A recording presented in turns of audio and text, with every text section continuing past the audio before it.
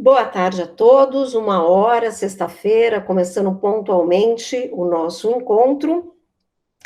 E eu gostaria de dar as boas-vindas a todos à série Encontros com a Medicina do Trabalho, que é uma iniciativa do Departamento de Saúde Coletiva e da área de saúde do trabalhador, da Faculdade de Ciências Médicas da Universidade Estadual de Campinas, Unicamp. Eu sou Márcia Bandini e, junto com o professor Sérgio Roberto de Luca, nós recebemos aqui hoje o Dr. Paulo Conceição. Gosto sempre de começar o nosso encontro lembrando que a medicina do trabalho é uma especialidade médica que lida com as relações entre homens e mulheres trabalhadores e o seu trabalho, visando não somente a prevenção de acidentes e doenças relacionados ao trabalho, mas também o bem-estar, a qualidade de vida e a promoção da saúde dos trabalhadores. A medicina do trabalho tem por objetivo assegurar ou facilitar aos indivíduos e ao coletivo de trabalhadores a melhoria das suas condições de saúde nas dimensões física e mental e a interação saudável entre as pessoas e com o seu ambiente social e o trabalho. Ao longo dessa nossa série, nós estamos recebendo 12 profissionais, médicas e médicos do trabalho, que atuam em diferentes áreas. E hoje, com o Dr. Paulo Conceição, nós temos aqui a alegria de receber um profissional que é médico do trabalho e acupunturista. Ele é também doutor em saúde pública pelo Instituto de Saúde Coletiva da Universidade Federal da Bahia e é auditor fiscal do trabalho desde 2007. E é exatamente sobre essa experiência que o Dr. Paulo Conceição vem falar aqui para a gente hoje. Eu lembro que nós teremos 20 minutos de apresentação e depois disso os participantes podem e devem fazer perguntas aqui pelo nosso bate-papo. Então, não sejam tímidos, podem perguntar à vontade. E, doutor Paulo, para a gente começar, além das boas-vindas e dizer que é uma alegria receber você aqui com a gente hoje, eu já vou lhe deixar com 2 perguntas disparadoras. Primeiro, Glória, como é que você chega, né, a essa posição, a esse trabalho como auditor fiscal do trabalho? E segundo, como é que é o seu dia a dia? O que faz um auditor fiscal do trabalho, ainda mais sendo médico? Seja bem-vindo, doutor Paulo. Boa tarde, Márcia. Boa tarde aos demais professores aqui, residentes e todas as pessoas que estão assistindo. Em primeiro lugar, eu queria agradecer por esse convite, porque é sempre interessante a gente poder falar sobre o nosso trabalho, sobre a nossa trajetória, e eu achei bem rica essa experiência no formato como está sendo feito, convidando pessoas de diferentes áreas. Então, para a gente é um prazer, e eu queria agradecer à pessoa de Márcia esse convite. Bem, para falar da trajetória, né, deixa eu falar da trajetória desde o início da formação médica, né, que acho que é interessante para a gente ir pontuando e as escolhas que a gente vai fazendo em relação a isso. Eu me formei em 91 na Faculdade de Medicina da Universidade Federal da Bahia e desde o início da faculdade eu tinha interesse em fazer pesquisa. Eu nem sabia exatamente que pesquisa, como era fazer pesquisa, mas eu entrei com essa ideia na minha mente de fazer pesquisa e tentei ver por onde eu poderia começar, onde seria mais fácil conseguir ser um bolsista de iniciação científica. E, na época, 2 departamentos eram mais ativos, tinha mais bolsistas, o de Medicina Preventiva e Social e o de Imunologia e Patologia. E eu procurei o departamento de Medicina Preventiva e Social, sem nem saber muito bem o que queria fazer, como fazer. E aí eu comecei a ser bolsista de iniciação científica, foi durante 4 anos do meu curso, bolsista, e comecei a me interessar pela área de saúde pública, né? E da saúde pública para a saúde do trabalhador, para a medicina do trabalho, esse caminho acabou sendo até um pouco curto, né? Porque eu, logo em seguida não é sem, que era Encontro Científico de Estudantes de Medicina de Belo Horizonte, só me engano em 88, eu estava no 2º, 3º ano de medicina, eu resolvi participar de um curso que o título era Medicina do Trabalho, com o professor Facchini, que certamente vocês já ouviram falar, ou conhecem pessoalmente algum de vocês, que é da Universidade de Pelotas. E o Facchini, ele continua sendo muito animado com a saúde pública, com a saúde do trabalhador, E aí, naquele momento ali, eu falei, poxa, acho que é essa a especialidade que eu quero fazer. Foi até bem cedo que eu escolhi ser médico do trabalho, né, quando eu realmente vi a questão da relação do adoecimento com o trabalho, e como era importante você mexer nesses determinantes do trabalho para prevenir essas doenças relacionadas ao trabalho, doenças ocupacionais. Então, assim, eu, quando me formei, eu fiz a residência em medicina social com concentração em saúde do trabalhador, diferente de como é hoje, né, mas isso em 92 a gente fazia dessa forma, a residência era medicina social, e o segundo ano a concentração em saúde do trabalhador, tanto que eu tive logo as duas especialidades, né, como médico sanitarista e como médico do trabalho, quando eu fiz a minha residência. Então, nessa minha trajetória, né, depois de formado, que foi em 91, a partir daí, da residência médica, eu comecei a ter alguns tipos de atividades de trabalho, né? Fui professor substituto na própria Universidade Federal da Bahia, fui professor na cadeira de medicina do trabalho na faculdade particular que nós temos, uma das faculdades particulares que nós temos aqui em Salvador, que é a Escola Baiana de Saúde Pública. Fui gerente de unidade básica de saúde também. Mais na frente, médico clínico plantonista. Também fui médico de trabalho de empresas durante um período. E, em seguida, eu, junto com mais duas colegas, a gente abriu uma assessoria em saúde ocupacional para fazer os programas de saúde, exames periódicos e prestamos serviço para algumas empresas também, nessa assessoria que eu fiz até perto de entrar, quer dizer, que eu deixei de fazer quando eu entrei no Ministério do Trabalho, na época, né, em 2007.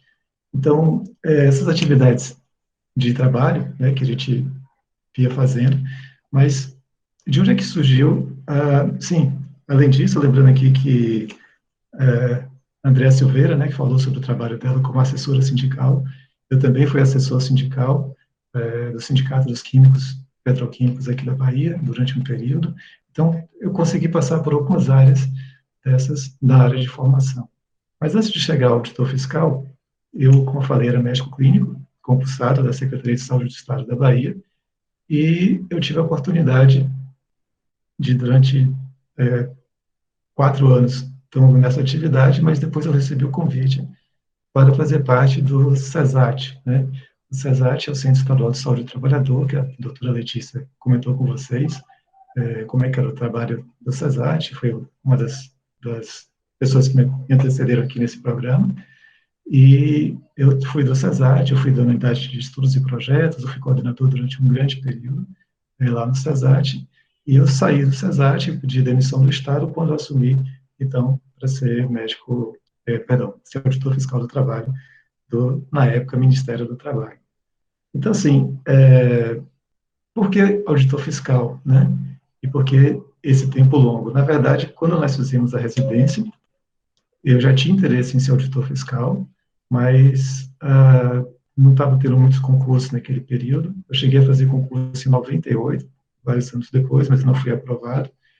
E não sei se vocês sabem disso, mas antes, a entrada para auditor fiscal era entrada separada, né? Tipo, para quem fazia parte de saúde e segurança, era um concurso para médicos do trabalho e engenheiros de segurança do trabalho, e a parte que era mais voltada para a fiscalização da legislação era feita pelos outros profissionais que também tinham entrada, que eram advogados, economistas e outras funções que tinham entrada também para a auditoria. Então, eram entradas separadas, era a carreira de auditor fiscal médico ou engenheiro e os demais profissionais dessas outras profissões que nós estamos falando. Mas isso foi mudado, salvo engano, me lembro agora, acho que foi em 2002, na primeira carreira, e aí, para ser auditor, não precisaria ser mais somente dessas funções. Então, poderia ser qualquer profissional formado de qualquer uma das níveis de graduação, que poderia ser auditor fiscal, e essa entrada, a partir do meu concurso de 2006, já foi, então, a entrada de todos os profissionais, independente da linha de formação, da sua graduação. E a gente é identificado enquanto auditor. Antigamente tinha essa identificação separada, né, para quem fazia saúde e segurança, para quem fazia legislação trabalhista, mas depois do concurso que nós fizemos, aí já foi essa entrada dos auditores de todas as áreas, né, que poderia fazer qualquer uma dessas fiscalizações. Então, assim, esse desejo de ser auditor já foi desde esse período, e por que que nós, residentes, não somente eu, mas os outros colegas também tínhamos interesse em sermos auditores?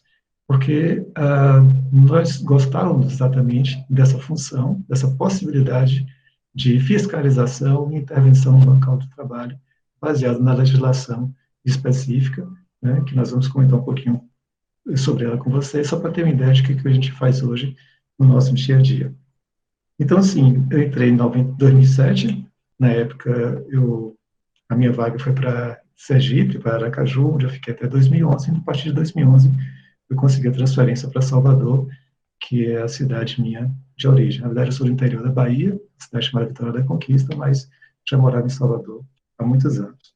Então, a base legal nossa, que você já conhece, mas só para dar uma ideia mais geral, né, ela está esculpida na Constituição Federal e nas leis acessórias, decretos, e também nas normas regulamentadoras, e também nas convenções da Organização Internacional do Trabalho, que é bom citar, que são convenções importantes, das quais o Brasil também é signatário. Por exemplo, a Convenção 81, que define a questão da auditoria fiscal do trabalho, da inspeção do trabalho. Então, mas, como curiosidade, lembrando vocês que, na verdade, o primeiro decreto no Brasil que diz respeito à questão da inspeção do trabalho, ele é de 1891, logo depois da proclamação da República, que é o decreto 1313, que estabeleceu a fiscalização das fábricas que tinham menores trabalhando. Então, foi uma preocupação, inclusive, com o trabalho do menor. É um dado histórico interessante para a gente situar desde quando, então, surgiu a Inspeção Federal do Trabalho. É óbvio que também é muito importante a gente pensar na questão da CLT, na década de 40, né, que é uma das bases principais da nossa fiscalização. As novas regulamentadoras, né, principalmente que surgiram em 78, aquele conjunto de normas que depois foi sendo ampliado e revisado durante todo esse período. E em relação à nossa inspeção, né, tem a lei de 2002, que estabeleceu essa nossa carreira de auditor fiscal do trabalho, com suas várias e diversas atribuições, e o decreto 4552 de 2002, que é conhecido como regulamento da inspeção do trabalho. Esse que é o RIT, né? Esse é o decreto que fala também sobre nossas funções, atribuições, e que nos dá, então, livre acesso, o decreto, a lei, a legislação, livre acesso a todos os ambientes de trabalho que tenham pessoas trabalhando, né? E a nossa fiscalização, ela é feita direcionada aos trabalhadores que têm carteira assinada, seletistas, né? Obviamente que nós também podemos fiscalizar serviços públicos, né? E nesses serviços públicos, normalmente também tem seletistas, tem trabalhadores contratados por diversas formas, e nós temos atuação, então, nesse sentido. Quanto ao nosso trabalho de auditor fiscal, né? Então, certamente vocês estão bem atentos, né, à nossa parte de fiscalização da saúde e segurança do trabalho, que eu vou falar um pouco mais sobre isso, que é a atuação principal que eu faço, mas queria lembrar para vocês que o auditor fiscal do trabalho está envolvido com várias outras atividades, né, de fiscalização, além da saúde e segurança do trabalho, como, por exemplo, fiscalização do FGTS, que é o Fundo de Garantia por Tempo de Serviço. Só para dar uma ideia para vocês, eu peguei aqui um dado do ano passado, 2019, somente no ano passado, 272 milhões de reais foram arrecadados sobre ação fiscal, ou seja, atividades de fiscalização que não tinham sido pagas, e mais um outro total muito grande de notificação de débitos também, que foi feito, em torno de 6 bilhões no ano passado. Fiscalização de fraudes em relação a contratos de trabalho, a emprego, a trabalhadores que sem carteira assinada, em situação de fraude, que se chamam de autônomo sem ser autônomo. A questão da jornada de trabalho, que é importante, tem que pensar que a jornada não é só uma questão trabalhista simples, mas também diz respeito à questão da saúde e segurança, ou seja, você ter pausas, você ter intervalo entre jornadas, você ter jornada que não seja tão extensa, né? Intervalo de um dia para outro dia, são coisas muito importantes que dizem respeito também à questão da saúde, né? A inclusão de aprendizes, exclusão de PCDs, né? A erradicação do trabalho infantil, a questão do combate ao trabalho análogo ao trabalho escravo, além de questões administrativas que, nessas fiscalizações, muitas vezes nós ladramos autos de infração, que é uma das atribuições que nós temos, quando detectar as irregularidades, e existe aqueles outros colegas auditores que ficam justamente fazendo as análises dos autos de infração. Então, assim, são várias atribuições que existem em relação a isso. E quanto a essa, assim, além da análise de doenças ocupacionais, de investigação e análise de doenças ocupacionais e de acidentes de trabalho. Então, quando se analisa as causas, né, os fatores determinantes de um acidente de trabalho, se pretende, basicamente, se evitar que outros acidentes semelhantes aconteçam naquele ramo de atividade ou em ramos de atividades semelhantes, e essa análise também tem sido feita por nós já há bastante tempo. E, dessa forma, a gente consegue atingir um grande número de trabalhadores a cada ano, através dessas ações fiscais gerais que fazemos. A fiscalização de saúde e segurança do trabalho, que é o que eu faço mais diretamente, eu estou lotado no setor de segurança e trabalho aqui no nosso estado da Bahia, a gente está voltado à questão da prevenção de acidentes e doenças do trabalho, a verificação do cumprimento da legislação de saúde e segurança, particularmente, mais especialmente, as normas regulamentadoras do trabalho, e nós fazemos isso através, normalmente, de fiscalizações diretas, em que nós vamos do ambiente de trabalho para fazer a fiscalização. Essas fiscalizações, elas são feitas com planejamento, tá? A grande parte delas, algumas são feitas com base nas denúncias ou requerimentos do Ministério Público do Trabalho, Justiça do Trabalho ou de outros órgãos, mas a maior parte das fiscalizações, já há alguns anos, se dá através de planejamento em cima de indicadores epidemiológicos de acidentes, de doenças ocupacionais, ou outros indicadores que são utilizados para esse planejamento. Há um planejamento nacional, que é definido a partir de prerrogativas e perspectivas da fiscalização, e tem planejamentos locais também a partir disso. Esse planejamento é muito importante, principalmente, como vocês devem saber, nós temos hoje um número, infelizmente, muito limitado de auditores fiscais, porque não tem tido concursos recentemente. Grande parte da nossa força de trabalho de auditores tem se aposentado, por conta do tempo, né, de trabalho que já tinha, e a gente não está conseguindo repor esse grupo. Então, nós temos, infelizmente, reduzido de auditores para todo o Brasil, e não só em função disso, mas em função da necessidade de planejamento, tem se buscado fazer atividades que possam ter impacto, por exemplo, projetos específicos sobre determinado ramo de atividade. Então, durante um período, se dedica grande parte dos auditores para fazer aquele ramo de atividade e alcançar naquele ramo um grande número de empresas, para que possa ter um impacto em escala também com as outras empresas daquele setor. E as fiscalizações, como eu disse, são diretas, normalmente, mas também podem ser feitas de forma indireta, né?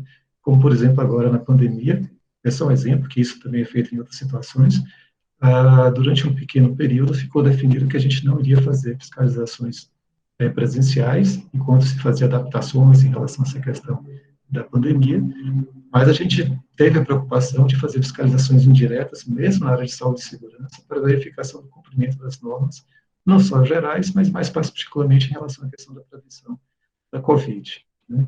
Então, isso é feito através de notificações recomendatórias, notificações de apresentações de documentos, que podem ser relatórios, fotos, né? Comprovações de treinamentos, comprovações de entrega de equipamentos de proteção, através de notas fiscais, de relatórios, de fotos, dos cursos também, das atividades.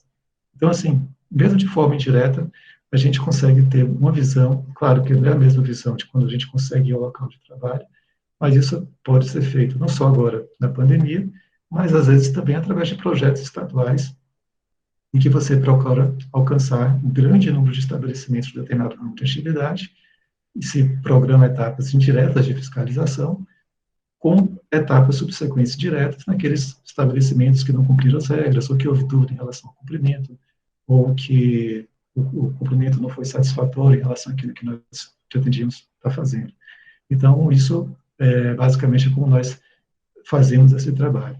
E a nossa atividade, né, como vocês sabem, além da questão da verificação da situação e possibilidade de autuação por irregularidades, um instrumento muito importante, já tentando caminhar para o final, para não passar dos 20 minutos, um instrumento muito importante que nós utilizamos na fiscalização é o instrumento de embargo e interdição, né? Embargo quando se trata de obras, interdição quando se trata de equipamentos ou estabelecimentos, em função de riscos graves para a saúde.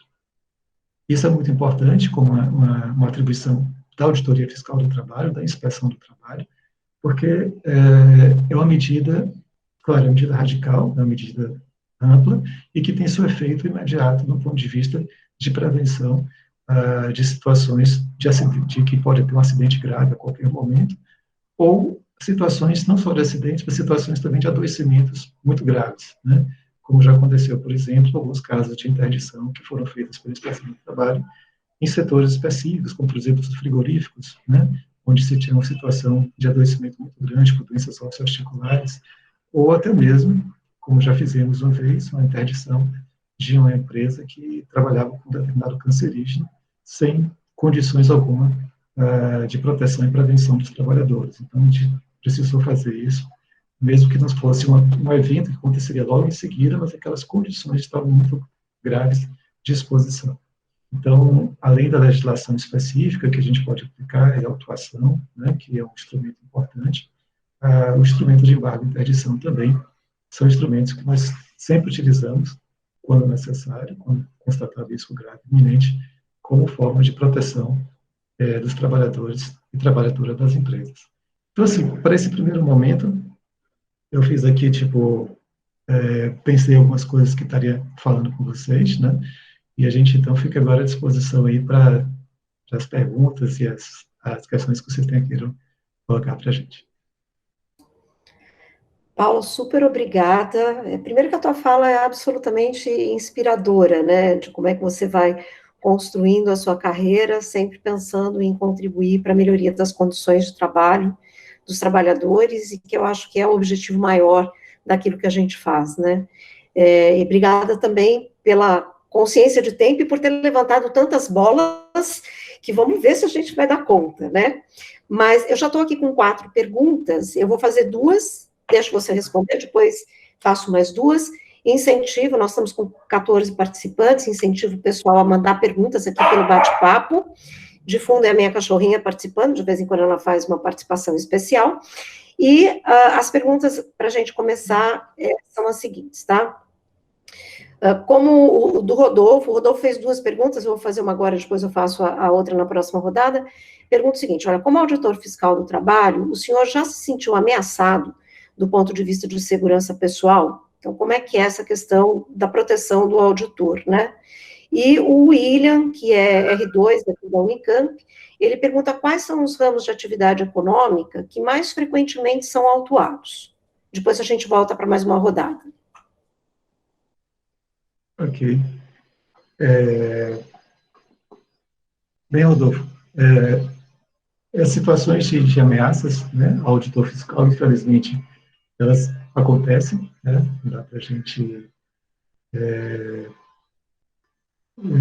Sim, nós temos o processo, protocolos de segurança que a gente tem tentado aperfeiçoar, a gente entende que pode e deve aperfeiçoar mais, né, mas, infelizmente, algumas situações acontecem de ameaças físicas ou verbais, né, como recentemente até foi noticiado em São Paulo, um colega nosso, que estava, inclusive, num local que normalmente a gente nem esperaria que pudesse sofrer qualquer tipo de ameaça. Dentro da cidade interior de São Paulo, dentro da cidade, um escritório grande, não me lembro agora qual era a área específica, mas era um escritório, e que não se espera que você vai sofrer ameaças, e esse auditor foi ameaçado, né, impedido de fazer a fiscalização naquele momento, depois a fiscalização foi feita, mas isso realmente acontece. Particularmente, em relação à fiscalização, nunca aconteceu comigo, assim, especificamente, já aconteceu com o meu automóvel, não sei se vocês sabem disso, mas o auditor fiscal do trabalho, normalmente, pode utilizar o seu automóvel, tem indenização de transporte, que é oferecida para a gente nesse sentido, ou pode fazer uso dos carros do Ministério. Normalmente, atualmente, eu tenho feito uso sempre dos carros do Ministério, quando são atividades em locais que eu não conheço, não sei onde é que são, por uma questão de segurança. temos tentado sempre, pelo menos em duplas, né, que acho que isso é importante, não porque seja proteção, mas pela questão mesmo de evitar situações constrangedoras que podem acontecer, né, por exemplo, uma denúncia de que você fez isso, aquilo outro, mas se você está em dupla, você tem como mais certificar-se em relação a isso, né. Mas, certa feita, ainda quando eu trabalhava em Sergipe, de uma determinada empresa que nós tínhamos feito interdição de uma máquina, de uma prensa, eu não sei se foi o próprio trabalhador ou quem foi que ficou insatisfeito, mas enquanto eu estava dentro da fábrica, essa pessoa, não sei quem, arranhou todo o meu carro, do lado de fora, né? E era o carro que eu estava, que era o carro pessoal que tinha utilizado. Ou seja, foi uma agressão, no caso, um evento contra um instrumento de trabalho também que nós tínhamos. Mas isso, infelizmente, pode acontecer sim, e às vezes em situações que a gente não esperaria tanto, né, como pequenos restaurantes, já aconteceu com colegas nossos, e outras que nós temos mais cuidado, que são aquelas atividades de combate ao trabalho análogo ao trabalho escravo, mas essas atividades só são feitas sempre em grandes grupos de fiscais, junto com outros órgãos também, sempre acompanhados da Polícia Rodoviária Federal, da Polícia Militar, da Polícia Federal. Então, esses locais, como existe a possibilidade de conflito, às vezes até conflito armado, né, quando é um trabalho análogo escravo, essas são feitas com proteção policial. E a pergunta em relação aos locais mais autuados. Eu queria até colocar para vocês que essas informações hoje estão disponíveis, se vocês olharem lá no site do Secretaria de Inspeção do Trabalho, tem lá quantas autuações, quantos locais, fiscalização, trabalhadores atingidos, né? Então, a construção civil continua sendo um dos locais mais fiscalizados, mesmo com essa crise que houve, que diminuiu bastante o número de trabalhadores na construção civil, mas nos locais que a gente mais fiscaliza. Comércio também, comércio, restaurantes, que também emprega muitas pessoas a parte de serviços, né? Área de hospitais, geralmente muito fiscalizada, também é uma área que tem muitos acidentes, notificação de muitos acidentes. Então, são algumas das áreas que a gente autua e tem intervenção muito direcionada para esses locais, né? Acho que eram 2 perguntas só, acho que foram essas. Obrigada, Paulo. Agora eu vou entrar, até gente aqui no bate-papo, eu coloquei a notícia dessa agressão contra o auditor fiscal do trabalho em São Paulo, inclusive foi uma auditoria no contexto da Covid, recomendo depois que vocês leiam. Coloquei a notícia que está no site do próprio sindicato dos auditores fiscais, então é legal que vocês também conhecem a atividade, tá? E falando agora das outras perguntas, tem mais uma aqui do Rodolfo, que é, dado o caráter desafiador da profissão de auditor fiscal do trabalho, se há algum tipo de suporte, de apoio psicológico, né? Não necessariamente na sua experiência, mas talvez na experiência de colegas, que talvez até por terem sofrido agressões ou ameaças, ou por conta da própria rotina de trabalho mesmo, tá?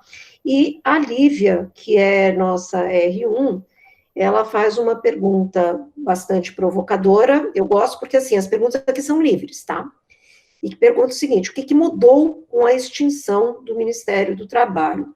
Se você me permite, Paula, eu vou pegar carona na pergunta da Lívia e ampliar, de dizer assim, o que muda, né, desde 2007 que você é auditor fiscal do trabalho, o que muda com mudanças de governo? Então, falar dessa questão da extinção do Ministério do Trabalho, mas falar de mudanças de governo também na atividade de vocês.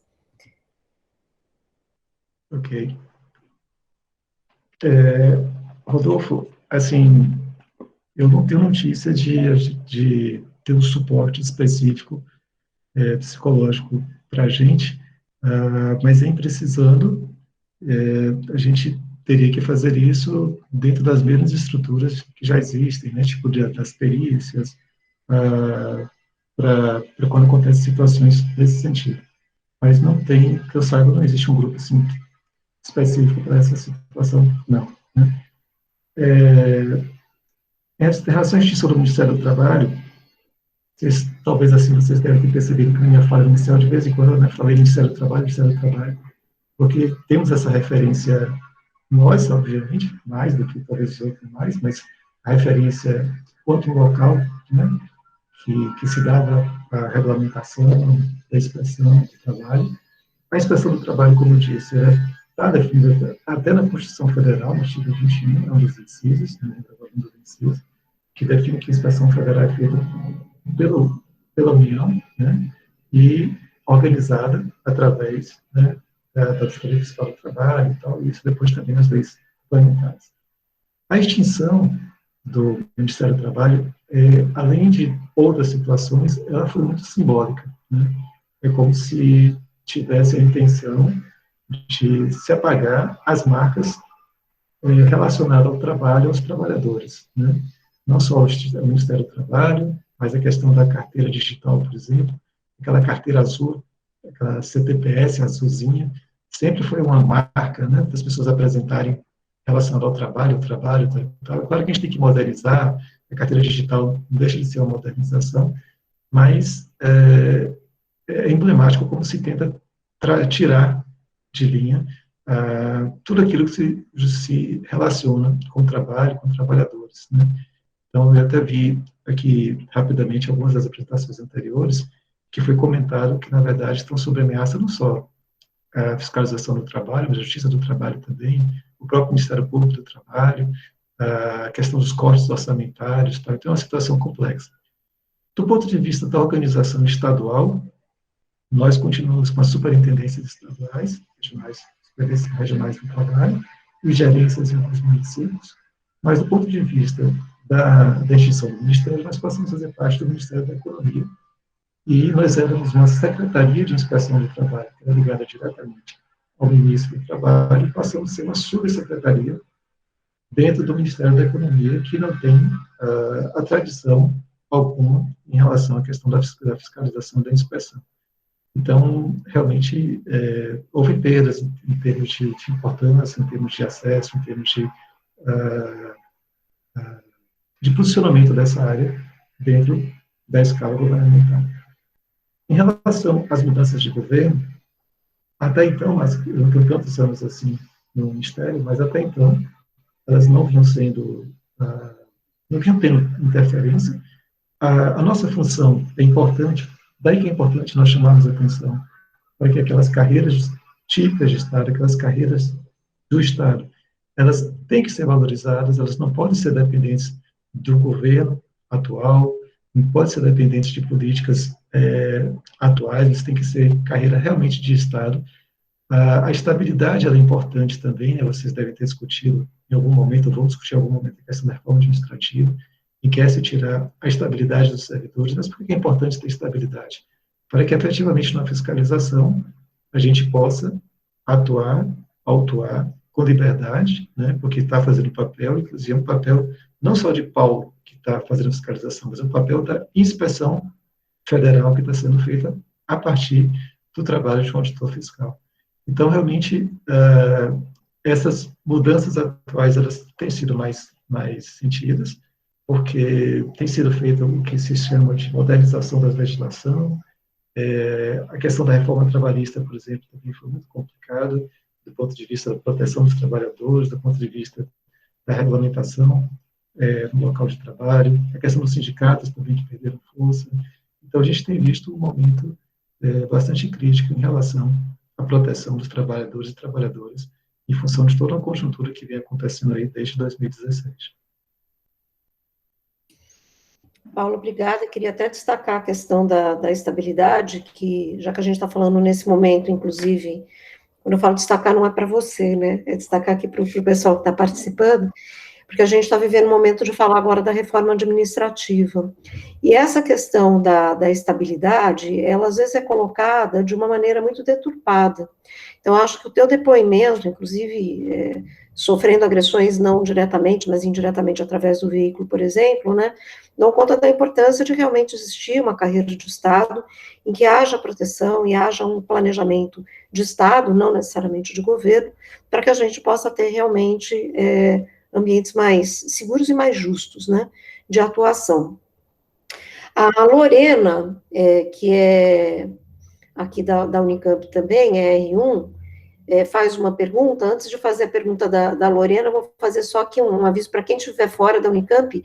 Gente, esse é só um evento promovido pela Unicamp, tá? Ele é nosso, então quem estiver de fora pode fazer pergunta também, são super bem-vindas, viu?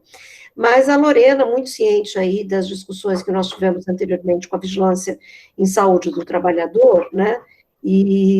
E a Letícia, por exemplo, também falou do papel, né, da VISAT na fiscalização dos ambientes de trabalho.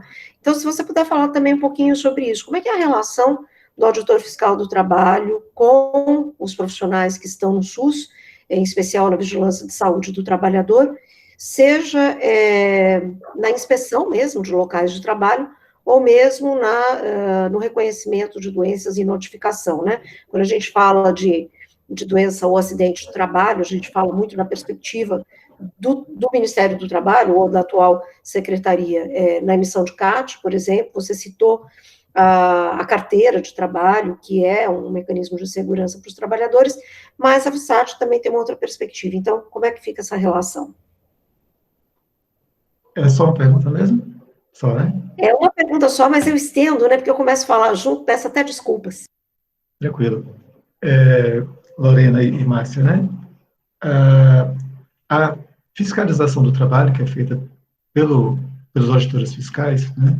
Nós chamamos de fiscalização federal ou inspeção do trabalho, e o SUS, né, a partir da Constituição e da Lei 8080, que está fazendo 30 anos, né, que é de 1990, estabelece que o SUS também tem relação, tem atribuição, perdão, de vigilância do meio ambiente, nele incluído o meio ambiente do trabalho, que é o que certamente a Letícia deve ter falado. Eu vi só a parte bem pequena da apresentação de Letícia, mas eu sei que ela deve ter falado isso com bastante propriedade.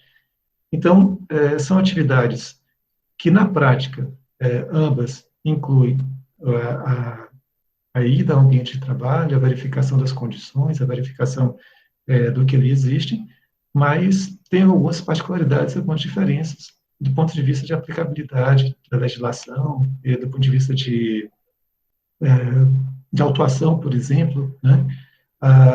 O nosso Ministério, né, perdão, nossa Inspeção do Trabalho, eu falo de novo, Ministério do Trabalho. A Inspeção do Trabalho, ela aplica muito mais particularmente as normas regulamentadoras, né? E existe autuação, multa, né? Aplicação de multa pelo descumprimento dessas normas. Ele é mais aplicado à questão dos trabalhadores seletistas, né? Mas às vezes também pode ter interface com outros tipos de trabalho, mas pela legislação, mais caracteristicamente, existem discordâncias, tem pessoas que acham que deve ampliar para todos os trabalhadores, e tem outros que acham que não, é só seletista realmente, mas a gente procura ter uma visão um pouco mais ampliada, porque a Constituição Federal, quando estabelece a questão do trabalhador como um todo, né? E a proteção de todos os trabalhadores como um direito, né? Então, e já a vigilância da saúde, ela pode ser feita para realmente todos os trabalhadores, todos os ambientes, independente do seu vínculo de trabalho. A questão da autuação pode acontecer se houver leis específicas da vigilância sanitária que estabeleçam requisitos em relação à questão da saúde do trabalhador, tá? Então, tem diferenças. Mas, do ponto de vista de articulação, isso depende muito de local para locais. Existe, às vezes, determinadas situações que há uma boa articulação, e essas coisas são feitas em articulação, porque não me faz muito sentido, no momento que nós temos uma carência tão grande de auditores fiscais, por exemplo, no Brasil, que as fiscalizações sejam feitas simultaneamente ou em sequência nos mesmos ambientes de trabalho, e vários outros ambientes de trabalho nunca são fiscalizados, né?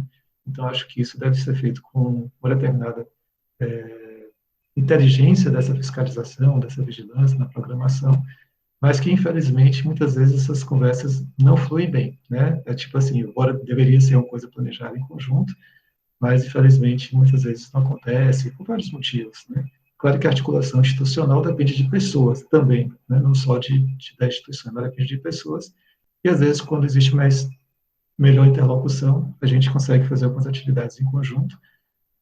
Aqui no nosso estado, a gente tem feito essas negociações, essas conversas, mas nem sempre, todas as vezes, mas tem buscado fazer isso, porque às vezes, por exemplo, o Ministério Público do Trabalho demanda ao mesmo tempo, uma denúncia que recebe demanda ao CESAT, que é aqui da Bahia, por exemplo, fica aqui em Salvador, demanda para a gente na Superintendência do Trabalho, demanda ao SEREST, que é do município, e às vezes, se você não se conversa, vão 3 órgãos fazer um atendimento a uma denúncia apenas da trans local. Então, essa conversa, essas articulações têm que ser feitas.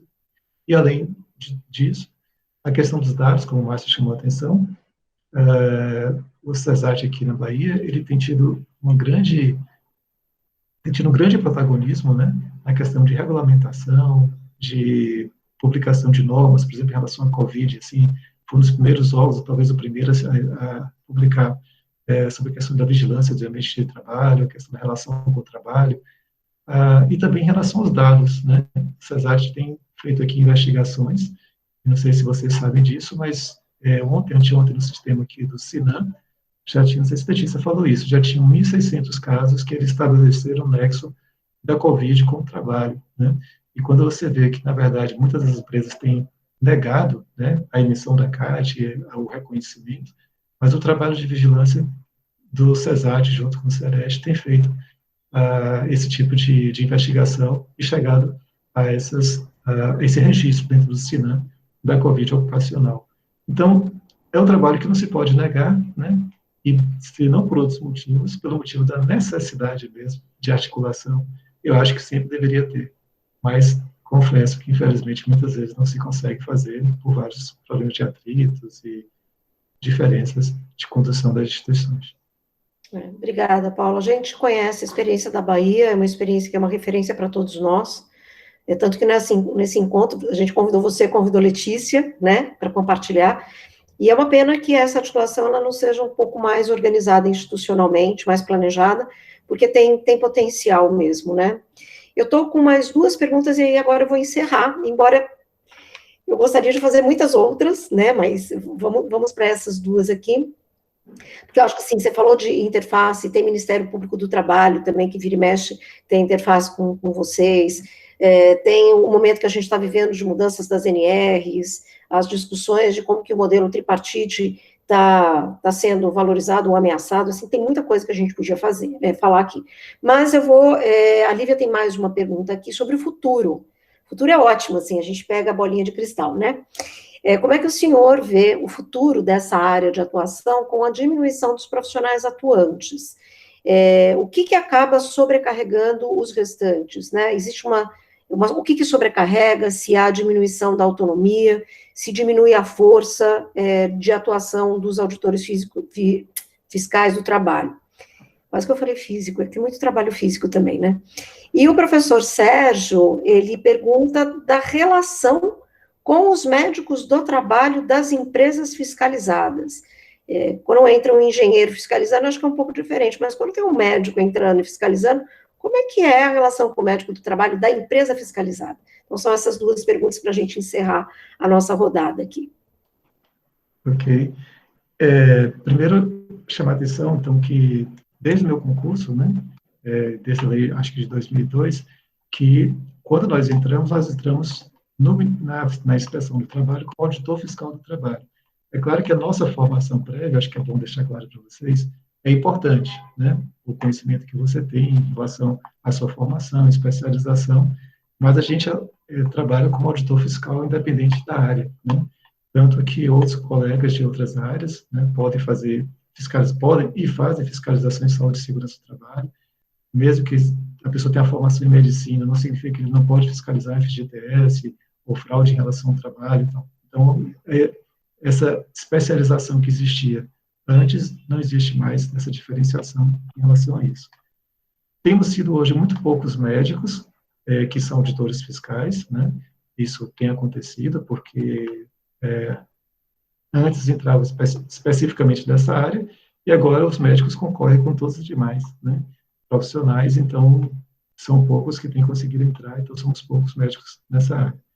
A questão do futuro, em termos de concurso, nesse momento, infelizmente, não há perspectiva de realização de concursos públicos, mas a gente entende, né, se a gente for pensar em perspectiva, que nós temos uma carreira que começou em 1891, né, a carreira da inspeção do trabalho, a gente não pode pensar na perspectiva somente de 2, 3 5 anos para cá, né? A gente tem que estar pensando na perspectiva também de futuro. Então, nós temos hoje, continuamos tendo, né, independência em relação ao nosso trabalho, e essa independência está estabelecida desde a lei que estabelece nossa função, como também na Convenção 81 da OIT, que é importante, o Brasil é signatário, né? Então, não pode haver interferência, né? Se houver interferência na fiscalização, é uma interferência ilegal, e nós sempre temos contado com o nosso sindicato, e às vezes até com outros parceiros de fora, se acontecem interferências, para que a gente possa realmente ter autonomia em relação à fiscalização, isso é importante, ou seja, é importante a estabilidade, é importante a questão da autonomia em relação à fiscalização, e nós, obviamente, seguimos várias regras, né? Por exemplo, a gente tem acesso, independente da formação, a todo e qualquer documento que diz respeito ao trabalho, à segurança do trabalhador, da trabalhadora, independente da formação, né? E a gente também está sujeito ao sigilo profissional, que está estabelecido na nossa lei, na nossa legislação, não só em relação a documentos, como a segredos, por exemplo, situações que nós vimos, como nós fazemos fiscalizações, então todo esse sigilo tem que ser resguardado por nós nessas atividades. Então, sim, nesse momento, Lívia, eu diria assim, poxa, não é um momento que a gente está aí com esperança de que vocês, logo após a residência, vão ter aí um concurso para poder serem auditores fiscais, mas a gente acredita que é uma situação que está acontecendo, mas não sei em quanto tempo vai ser restabelecida essa necessidade, porque, de fato, nós interferimos não só na questão da segurança do trabalhador, como na questão, por exemplo, da regulamentação do trabalho, a questão do registro, né? A questão dos próprios recolhimentos, né? Nós não fazemos recolhimento previdenciário, mas normalmente você recolhe o FGTS também em conjunto, né? Recolhe também a Previdência Social, e tudo isso é importante para o país. A gente está vivendo um momento em que o Estado mínimo, né? A questão está mais como se fosse o importante e tal, mas nós sabemos que a gente precisa, de fato, que a regulação aconteça e que possa ter desenvolvimento a partir de melhores condições de trabalho, de saúde e segurança para as pessoas. Em relação à relação com os outros médicos do trabalho, normalmente, na fiscalização, os profissionais de saúde do SESMIT, né, que buscam fazer um trabalho sério, consciente, bem feito, né, em geral, eles gostam muito da fiscalização do trabalho, né, porque é o momento que nós chegamos e cobramos e autuamos as empresas, e aí o pessoal fala, está vendo? Quer dizer, não fala com o chefe, né, mas ele fica pensando assim, poxa, está vendo aí o que nós sempre falamos, o que nós dissemos que tinha que ser feito, que era importante que fizesse dessa forma, que tivesse essa proteção, que tivesse os exames atualizados, tal. Então, isso reforça o papel do profissional, tanto médico do trabalho, como engenheiro, como técnico de segurança, enfermeiro do trabalho, em relação à sua atuação, à sua intervenção, né? Agora, muitas vezes, por exemplo, nós fazemos autuações relacionadas ao PCMSO, ao PPRA, que vocês devem estar sabendo que vai estar havendo mudanças a partir do próximo ano, né, que vai ter o PGR, mas, assim, muitas vezes nós autuamos porque o PPRA não incluiu a questão da antecipação de riscos, não incluiu a questão das melhorias, e isso certamente desagrada as pessoas que elaboraram, né, muitas vezes pode acontecer isso, né, ou o PCMSO também, que não está incluindo os riscos, que deixou de caracterizar de forma adequada os riscos biológicos, como tem que ser feito de acordo com o NR32. Então, isso, às vezes, causa um determinado atrito, mas, em geral, isso não acontece porque a gente reforça esse papel desses profissionais. E eu sei que a gente está terminando o tempo aqui, mas só assim para um lembrete interessante, importante, é que, enquanto médico do trabalho nas empresas, é sempre bom que aquilo que vocês estejam fazendo, aquelas recomendações, sejam recomendações sempre escritas, registradas, repassadas aos setores de direito, né, para que, em determinado momento, quando há uma fiscalização, ou quando há um acidente de trabalho, quando há um adoecimento, alguém diga, poxa, mas Márcio estava aqui, não alertou a gente em relação a isso, né? Paulo estava aqui e não alertou, né? Então, é importante, sim, que os registros sejam feitos, né? E que, se aquela empresa não tem uma conduta ética em relação ao cuidado da saúde e segurança dos trabalhadores próprios e terceirizados, todos os trabalhadores daquela empresa, que dizem respeito, né? Isso é importante, que a gente tem que pensar que todos têm que ter as mesmas condições de saúde e segurança.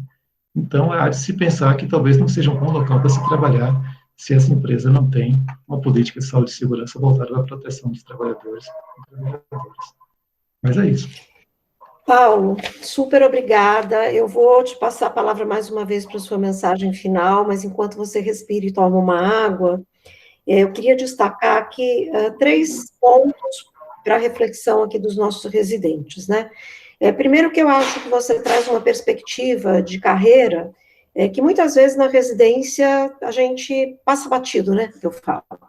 Assim, super bacana você vir mostrar que, olha, um médico pode fazer diferença.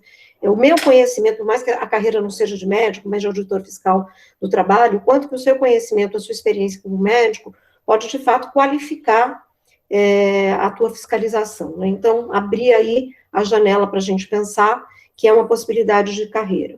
Segundo ponto que eu queria destacar é a importância, né, o papel social que é a fiscalização.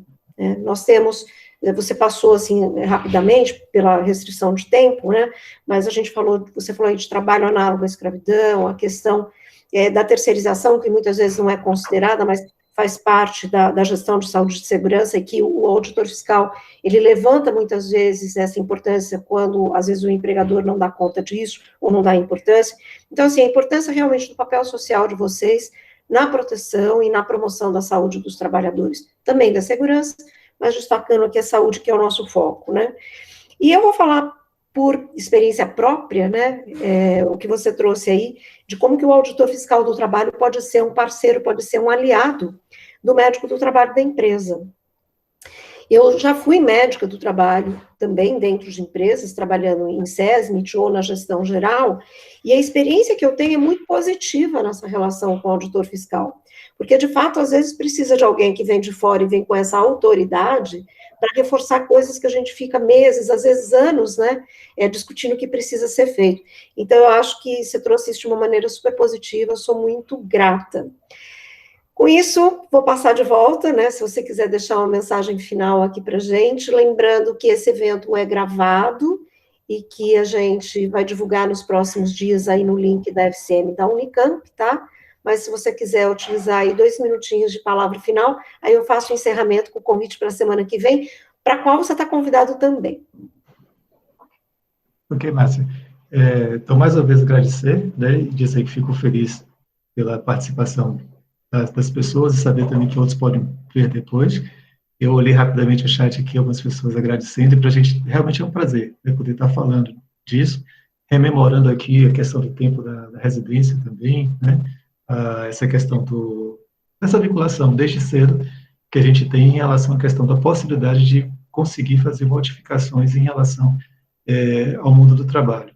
Claro que o que cada um faz isoladamente é pequeno, mas a gente sabe que há um potencial, né, em relação a isso. Então, muitas vezes, quando a gente consegue fazer as fiscalizações em sequência, durante períodos, né, então aqueles setores já sabem, olha, a gente precisa, sim, e tem alguns exemplos bem claros, né, tipo assim, da minha infância, que foi há bastante tempo atrás, a gente via, por exemplo, no interior, como acontecia em relação à questão do trabalho rural, né, as pessoas nem tinham ideia de que tinha que ter cuidados, tal e tal, e como, depois de tempos de fiscalização, locais que são fiscalizados, como muda essa realidade em relação aos trabalhadores rurais e outros trabalhadores de outros setores, a construção civil, por exemplo, né, como era há vários anos atrás e como passou a ser, né, então a gente sabe que isso é fruto de fiscalização e de, não só da fiscalização, a fiscalização é um dos papéis, né, da fiscalização, quando eu coloco até de forma mais ampla, feita por nós, a questão do SUS também, a questão da Justiça do Trabalho, do Ministério Público e outros setores que intervêm nessas áreas. E quando há ausência disso, infelizmente nós vemos que as coisas começam de novo a regredir em relação ao cumprimento da legislação, né? Então, assim, isso é uma situação que a gente percebe o quão importante é isso.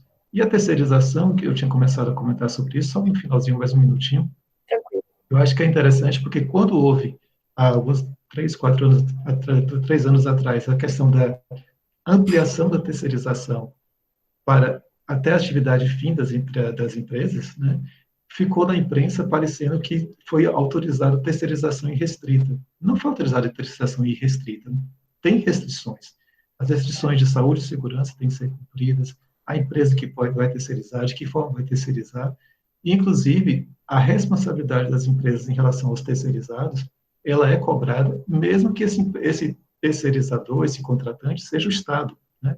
Então, se o Estado contrata para segurança, para limpeza e outras atividades, pessoas seletistas, e essas pessoas não cumprem as regras de saúde e segurança naquele ambiente, eles também podem ser autuados por conta disso, porque a lei prevê que a saúde e segurança tem que ser para todos.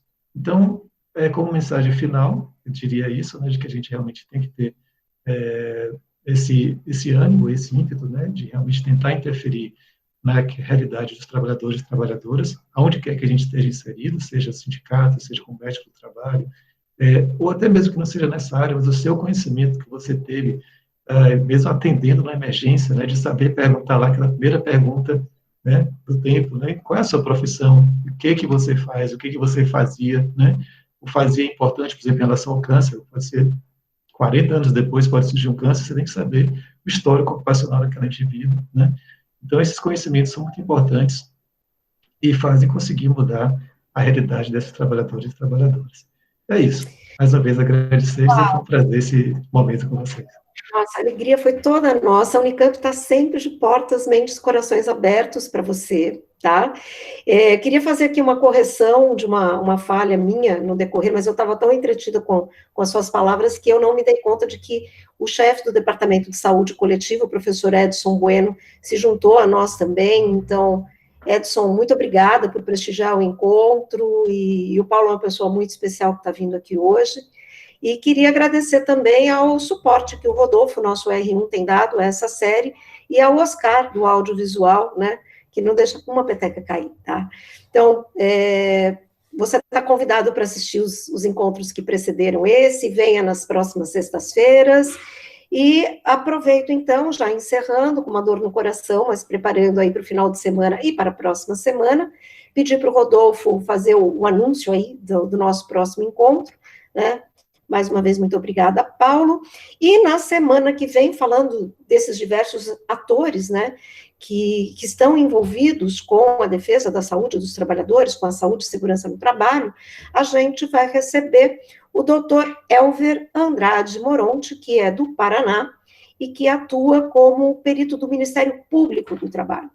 E como a gente vai ver na semana que vem, o MPT, o Ministério Público do Trabalho, tem um papel fundamental na defesa da saúde dos trabalhadores. Então, não percam o nosso encontro. Se quiser revisar esse, em breve vai estar no canal da FCM, tá?